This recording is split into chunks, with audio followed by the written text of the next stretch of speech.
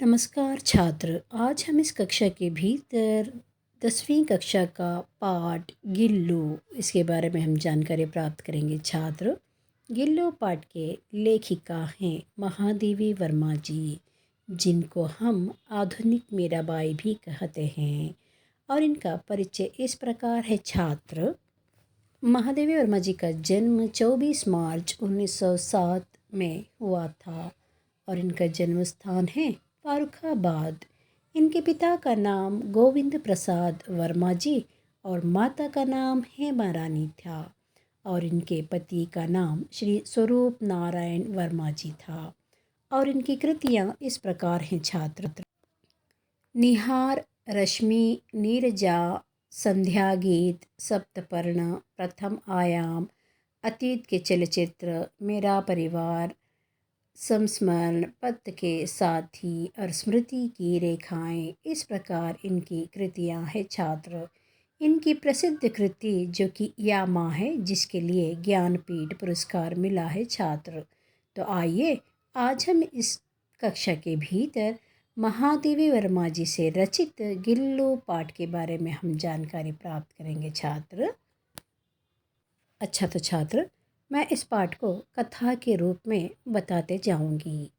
मानो कि महादेवी वर्मा जी एक दिन अपने घर के बरामदे के बाहर आकर देखती हैं तो उन्हीं के बरामदे के बाहर जो एक गमला था, जिसके गमले के इर्द गिर्द यानी कौवे थे और गमले और दीवार के मध्य में एक छोटा सा लघुगात का प्राणी था जो कि एक गिलहरी का बच्चा था। तो उस लघुगात के प्राणी गिलहरी के भीतर जो कौवे अपना आहार ढूंढ रहे थे सुलभता से, तो महादेवी वर्मा इसको देख लेती है और आगे बढ़ के उस गिलहरी के बच्चे को बचा लेती है इन कौवों से। कौवों को जब देखती हैं तो उनके मन में ये विचार आता है कि समाज के भीतर इस कौवे को आदर भी मिलता है और अनादर भी मिलता है। और कौवे के बारे में जो पुराण है उसको काकभूषुंडी पुराण भी कहा जाता है। कौवे को समाज में इसलिए सम्मान दिया जाता है कि हमारे जो पूर्वज हैं वे जब हम उनका पितृ अर्पण करते हैं तो उस समय में वे यानी खग के रूप में या मोर के रूप में या हंस यानी पक्षी के रूप में किसी भी रूप में आके अपना पितृ पक्ष जो है वे प्राप्त करते हैं, ऐसा हमें विश्वास है। तो और यहाँ पे इसलिए कौवे का जब वो रूप लेकर आते हैं तो इसलिए यहाँ पे कौवे को आदर भी मिलता है। और कौवा जब यानी इसकी कर्कश स्वर में यानी आवाज़ करता है तो मानो अवमानित भी होता है। तो इसलिए समाज में कौवे को अनादर भी होता है और सम्मानित भी मिलता है इसको। तो लेखिका इसका विचार करते हुए उस लघुगात प्राणी को अपने घर के भीतर लेकर चली जाती है। तब जब लेकर जाते समय जो उनके पड़ोसी लोग थे वे सारे कहने लगते हैं, ये तो छोटा बच्चा गिलहरी का बच्चा है, ये रह नहीं पाएगा, इसको यहीं पे छोड़ दो, ये मर जाएगा। मगर महादेवी वर्मा जी ने उनकी बातों को अनसुनी करते हुए अपने घर के भीतर लेकर जाती है।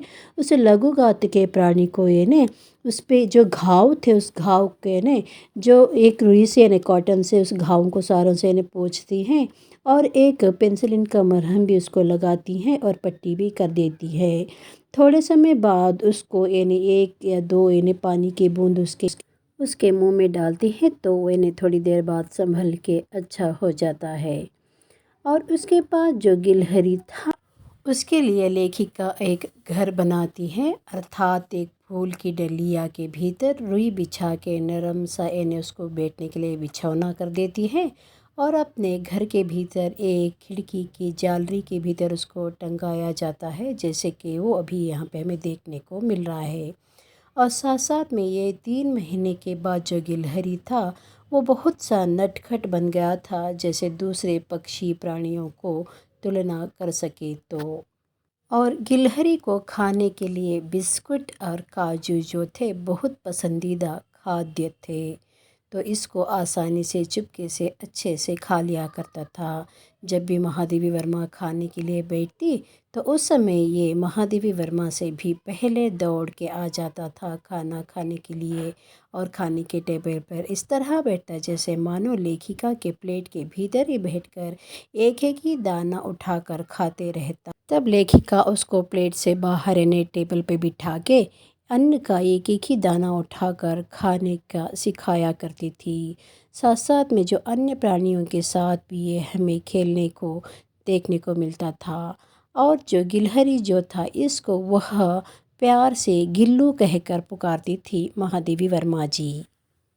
अपने घर में बैठे हुए गिल्लू और झूलते हुए बाहर की ओर देखता, जो प्रकृति में जो उसके जैसे लघुगात्र के प्राणी स्वतंत्र पूर्वक जो घूमते रहते हैं खेलते रहते हैं उनको देखकर आकर्षित होता और चिक चिक की आवाज़ भी करता। जब इसको चिक चिक की आवाज़ें कर लेता तो लेखिका समझ जाती थी कि इसको भूख लग गई है, और साथ साथ में जो अपने दूसरे बाहर के जो प्रकृति में खेलने वाले बाहर की दुनिया के भीतर जो रहने वाले प्राणियों को भी अपनी ओर बुलाने वाला संकेत वही था, जो कि चिक चिक की आवाज़ से और बाहर के प्राणी भी आ जाते और खिड़की के उस ओर वे रहते और घर के भीतर से ये रहता तो अपनी कुछ सांकेतिक भाषा में बात भी कर लिया करते थे। और मानो कुछ दिन बाद लेखिका को ऐसा महसूस हुआ कि ये तो एक लघुगात्र का प्राणी गिल्लू जो है दुनिया में इन्हें ये बाहर प्रकृति के भीतर स्वतंत्र पूर्वक जीने वाले जीव को शायद मैंने बंधन से इन्हें बंधा रखा है, तो जकड़ के रखा है, इसलिए मुझे भी इसको आज़ादी से घूमने का अवसर देना चाहिए। तो वह इस खिड़की के जालरे के भीतर एक छोटे से कोने में वे इन्हें जैसे दरवाजे की तरह खोल कर रख देती है, जिसके राह से वो बाहर चला जाता और घर के भीतर भी आता गिलहरी, और दिन भर खेल के इन्हें फिर शाम में आ जाता था। बाहर के गिलहरियों के झुंड का नेता भी बन चुका था और दिन भर उनके साथ खेलता, शाम होते ही उस खिड़की की ओर से घर के भीतर आ जाता था।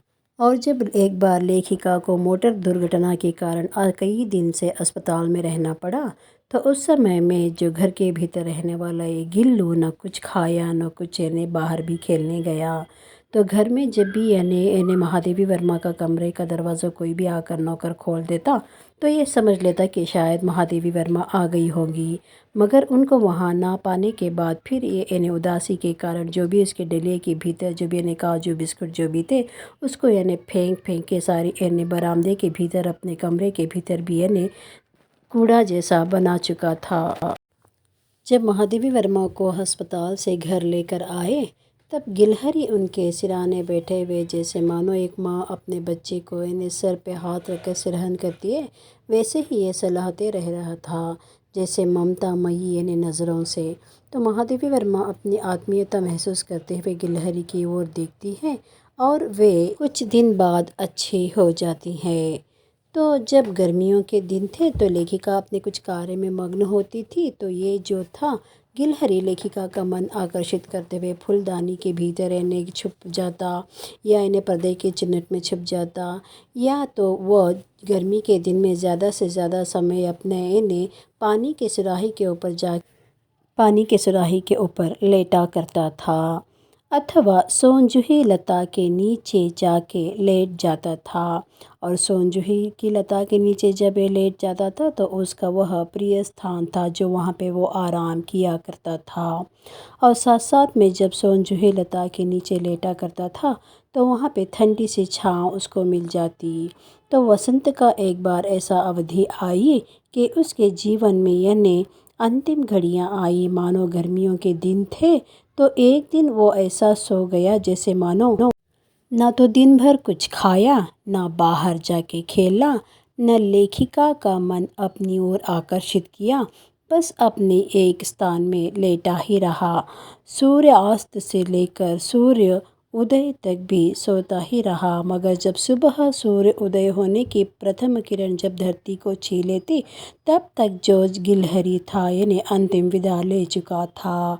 तो ये देखते हुए लेखिका का मन जब लेखिका का मन बहुत दुखित हो जाता है और अपने आप को एकांत सा भाव करती है, और जब लेखिका जो होती है इस गिलहरी के एने मृत्यु के बाद उस लेखिका जो है सोनजूही की लता के नीचे, जैसे वो गर्मियों के दिनों में लेटा करता था, वैसे ही उसी सोनजूही लता के नीचे उसकी समाधि बना दी जाती है, ताकि वो हर कली की तरह यानी खिल जाए और उसकी जो सुगंध है महादेवी वर्मा जी के घर के वातावरण को सुगंधित कर सके, और उनको ये आभास भी हो कि गिलहरी उन्हीं के साथ में है।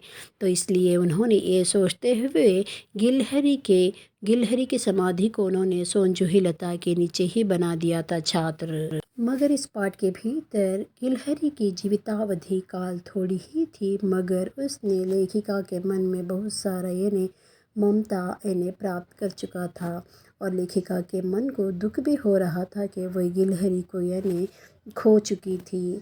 और साथ साथ में इस पाठ के अंतर्गत लेखिका के मन में जो पशु प्राणियों के प्रति जो इन्हें ममता है उसको भी हम देख सकते हैं, और पशु प्राणियों के प्रति हमारे मन में भी करुणा होनी चाहिए छात्र। धन्यवाद।